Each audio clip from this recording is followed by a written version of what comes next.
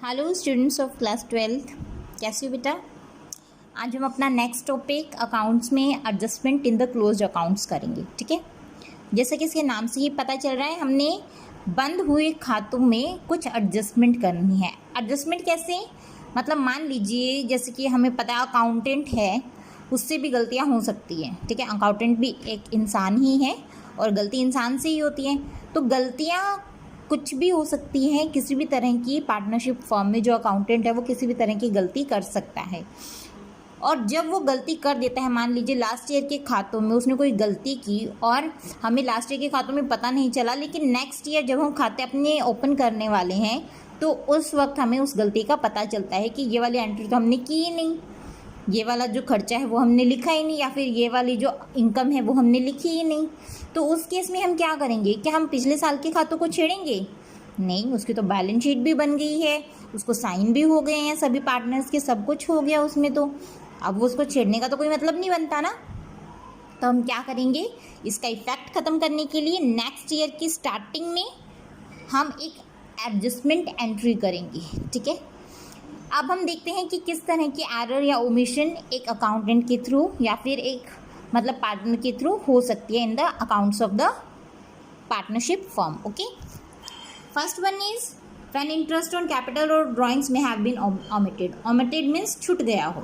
ठीक है, जब कैपिटल पे इंटरेस्ट या फिर ड्राइंग्स पे इंटरेस्ट, ठीक है, किसी पे भी इंटरेस्ट देना रह गया हो, अकाउंटेंट भूल के उसने इंटरेस्ट अकाउंट्स में एंट्री ना की हो। ठीक है, when profit and losses have been distributed among the partners in a wrong proportion, जब प्रॉफिट और लॉस पार्टनर्स के बीच में गलत रेशियो में डिवाइड कर दिया।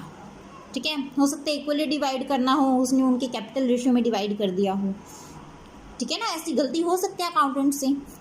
नेक्स्ट गलती क्या हो सकती है, when profit sharing ratio has been altered with effect from some past date, मतलब किसी पास्ट डेट में हमें प्रॉफिट शेयरिंग रेशियो है वो गलती से चेंज कर दी हो। ठीक है, तो अल्टर कर दी हो या फिर अल्टर करनी हो हमने ना की हो, तो ये गलती भी हो सकती है। व्हेन सैलरी और commission payable to a person has been omitted, किसी व्यक्ति को, चाहे वो पार्टनर हो या फिर कोई मैनेजर हो या कोई भी व्यक्ति हो, उसको हमें सैलरी या कमीशन पे करना था लेकिन हमने नहीं किया, हमसे छूट गया है। ठीक है, तो ये कुछ एक गलतियाँ हैं जो किसी भी अकाउंटेंट से हो सकती है और वो पता कब चलती है, जब अकाउंट्स क्लोज हो गए हैं। तो ऐसी सिचुएशन में हम एडजस्टमेंट एंट्री एक डालेंगे ताकि जो हमारा पिछले अकाउंट्स बनाते हुए जो गलती हुई थी उसके इफेक्ट को हम नील कर सकें। ठीक है, तो इसको हम ज़्यादा बेटर तरीके से समझते हैं with the help of this illustration. We are given that A, B, C and D, A, B, C, D are equal partners. Equal partner means their profit sharing ratio is equal. Okay, the capitals on 1st April 2010 50,000, 30,000, 25,000, 15,000, ये उनकी Capitals हैं A, B, C और D की। After closing the accounts, देखिए यहाँ पर accounts close हो गए हैं फॉर द ईयर एंडेड, साल है 31 मार्च 2011। ठीक है, इस तारीख को जब अकाउंट्स हमने बंद कर दिए तो ये हमें पता चला, it was discovered that according to the partnership deed उसने बाद में देखी तो उसको पता चला कि 10% पर एनम उसको इंटरेस्ट देना था पार्टनर की कैपिटल पर, लेकिन उसने नहीं दिया, वॉज नॉट प्रोवाइडेड। ओके, और डिस्ट्रीब्यूट कर दिया उसने, डायरेक्टली प्रॉफिट को डिस्ट्रीब्यूट कर दिया। जो ये इंटरेस्ट ऑन कैपिटल देना था, इंटरेस्ट ऑन कैपिटल क्या है, फर्म का खर्चा है। पार्टनर्स के लिए तो इनकम है लेकिन फर्म के लिए खर्चा है, ये पार्टनर्स के बीच में डिवाइड करना था लेकिन उसने नहीं किया।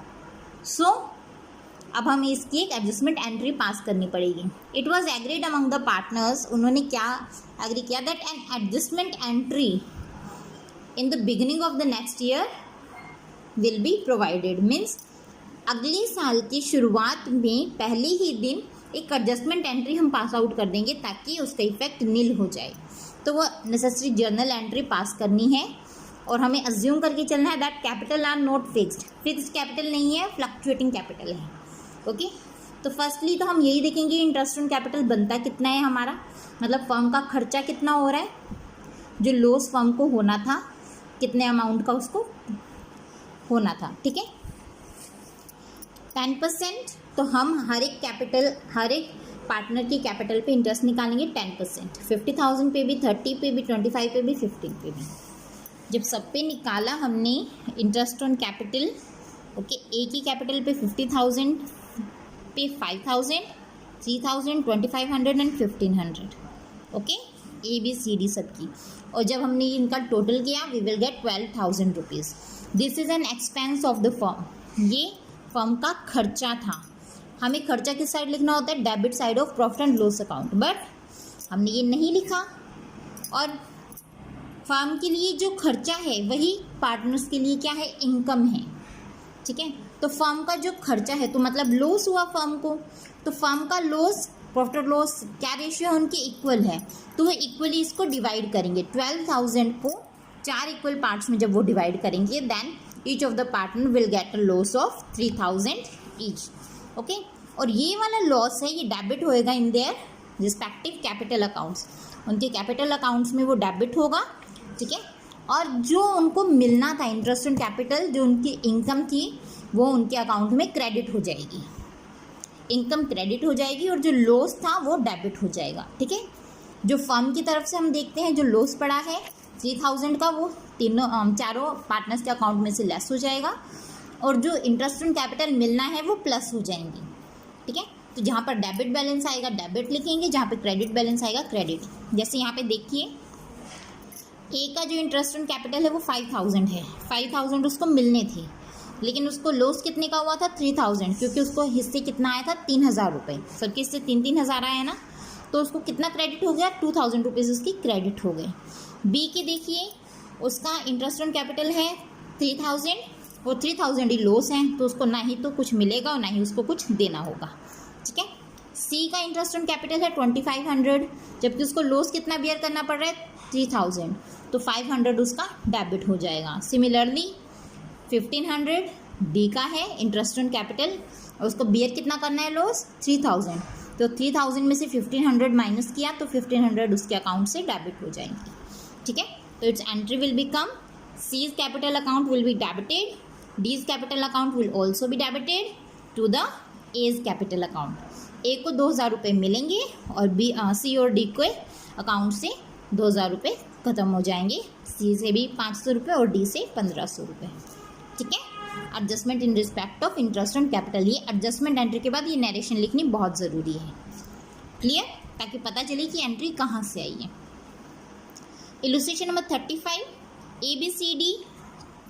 ए बी सी 3 पार्टनर्स हैं, उन्होंने इंटरेस्ट ऑन कैपिटल ओमिट कर दिया फॉर द ईयर्स एंडेड ये 31 मार्च 2007। फिक्स्ड कैपिटल है on which interest was to be calculated throughout the year, ठीक है। Throughout were ₹1,80,000 and 70,000। ये देखिए उन्होंने ये ओमिट की है फॉर द 3 ईयर्स, ओके। तो 1 साल के लिए नहीं, उन्होंने लगातार 3 सालों तक इंटरेस्ट ऑन कैपिटल दिया ही नहीं था। तो ऐसे सिचुएशन में क्या होगा, हम 1 साल का नहीं पिछले 3 सालों का टोटल इंटरेस्ट ऑन कैपिटल निकालेंगे। तो 1 लाख पे 10% 10,000, और उसको भी 3 ईयर्स के लिए 30,000। तो ए को 30,000 रुपीज़ मिलना था, बी को 80,000 पे 10% 8,000, और 8,000 इंटू 3 विल बी 24,000। 24,000 बी को मिलेगा इंटरेस्ट ऑन कैपिटल, और सी को 70,000 का 10% हो जाएगा 7,000, 7,000 इंटू 3 विल बी 21,000। 21,000 किसको मिलेगा, सी को एज इंटरेस्ट ऑन कैपिटल। और जो अभी इसका टोटल हो जाएगा, जब हम इंटरेस्ट ऑन कैपिटल का सबका टोटल करेंगे इट विल बी 75,000। सिमिलरली जो हमने पिछले क्वेश्चन में की थी इलुस्ट्रेशन नंबर 34 में किया था, सेम उसी तरीके से ये क्वेश्चन होगा, ठीक है। इसमें कुछ भी डिफरेंट नहीं है, ये वाला क्वेश्चन हमने कर दिया, ठीक है। जितना अमाउंट से डेबिट होगा वो डेबिट कर देंगे, क्रेडिट होगा वो क्रेडिट कर देंगे। अगर अमाउंट बैलेंस बचता है तो ठीक है, जैसे पिछले वाले में बी में कुछ भी अमाउंट नहीं बचा था, ना ही उसको कुछ लेना था ना ही कुछ देना था, इस तरीके से इसमें ऐसा नहीं है, ए बी सी तीनों में से या तो कुछ देगा या फिर कुछ लेगा, ठीक है। ये वाली एंट्री हमारी हो जाएगी। अगर इसमें कुछ कन्फ्यूजन है तो प्लीज़ मुझसे ग्रुप में प्लीज़ पूछिएगा। नेक्स्ट वन 36 क्वेश्चन है, XYZ पार्टनर्स हैं, प्रॉफिट एंड लॉस शेयर कर रहे हैं इन द रेशियो ऑफ 3:1 में। आफ्टर फाइनल अकाउंट्स बन चुके हैं। ये पता चलता है कि इंटरेस्ट ऑन ड्राइंग, पीछे में इंटरेस्ट ऑन कैपिटल हमारा ओमिट हो गया था, इसमें इंटरेस्ट ऑन ड्राइंग लेना हम भूल गए, तो इंटरेस्ट ऑन ड्राइंग जो पार्टनर्स की है इसमें गिवन है, लास्ट वाले क्वेश्चंस में हमें निकालनी पड़ती थी इंटरेस्ट ऑन कैपिटल, बट यहाँ पर इंटरेस्ट ऑन ड्राइंग गिवन है। दैट इज एक्स की 250 है, वाई की 180 और जेड की 100। अब देखिए पिछले वाले में खर्चा था, ये हमारी इनकम है। इनकम है तो क्या होगा, प्रॉफिट्स हमारे बढ़ जाएंगे। जो हमने लास्ट ईयर प्रॉफिट्स जो डिस्ट्रीब्यूट किए थे वो उतने अमाउंट के नहीं, वो 530, मतलब जब हम इन दोनों को टोटल कर देंगे तो 530 अमाउंट से बढ़ जाएंगे। और वो जो 530 अमाउंट से जो प्रॉफिट बढ़े हैं वो किस रेशियो में उनमें डिवाइड होंगे, पार्टनर्स में, in the ratio of their profit sharing, that is 3:2:1। Okay, तो जब हम 530 को 3:2:1 की रेशियो में डिवाइड करेंगे, then how much they will get, x will get 265 rupees, okay, of 530, y will get 177 rupees of 530, and z will get rupees 88 of 530. okay, so interest on drawing income है, ठीक है, 250, 180 और 100 कैसे कैसे मिलनी थी। 250 x को लगना था as an interest on drawing, ये उसका खर्चा हो जाता, ठीक है। इंटरेस्ट ऑन वाइज ड्राइंग 180 आना था, जेड की ड्राइंग पे 100 आना था। ये सब अमाउंट डेबिट होना चाहिए था, बट डेबिट नहीं हुआ, ठीक है। डेबिट होके फर्म के अकाउंट में जाता, वो फर्म के लिए इनकम हो जाती और फिर वो दोबारा डिवाइड हो जाता है प्रॉफिट्स के रूप में in between the partners, okay. लेकिन ये नहीं हुआ तो हम क्या करेंगे, इंटरेस्ट ऑन ड्राइंग पहले डेबिट करेंगे 250, 180 और 100 से, जितना जितना अमाउंट का उनका इंटरेस्ट बन रहा है। उसके बाद जितना प्रॉफिट्स के रूप में उनको मिल रहा है उतना उतना अमाउंट, जैसे 265 ए का बन रहा था, सॉरी एक्स का बन रहा था, 530 का 3/6 किया हमने, रेशियो निकाली 2/6, ठीक है। 530 का 177 है और 1/6 530 का 88 है।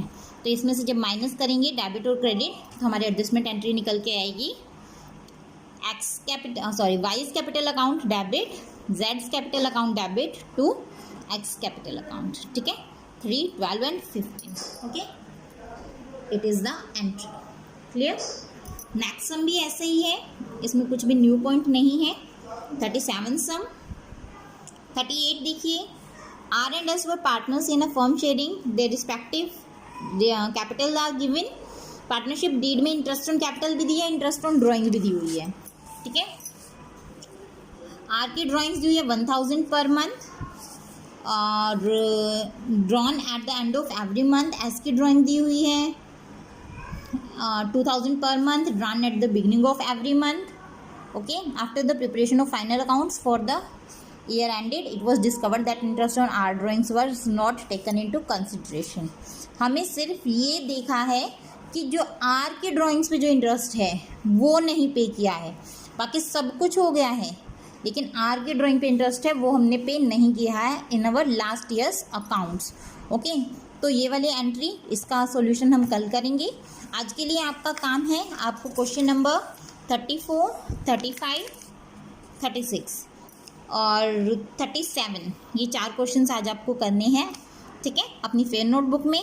So best of luck for these questions. That's all for today. Thank you students.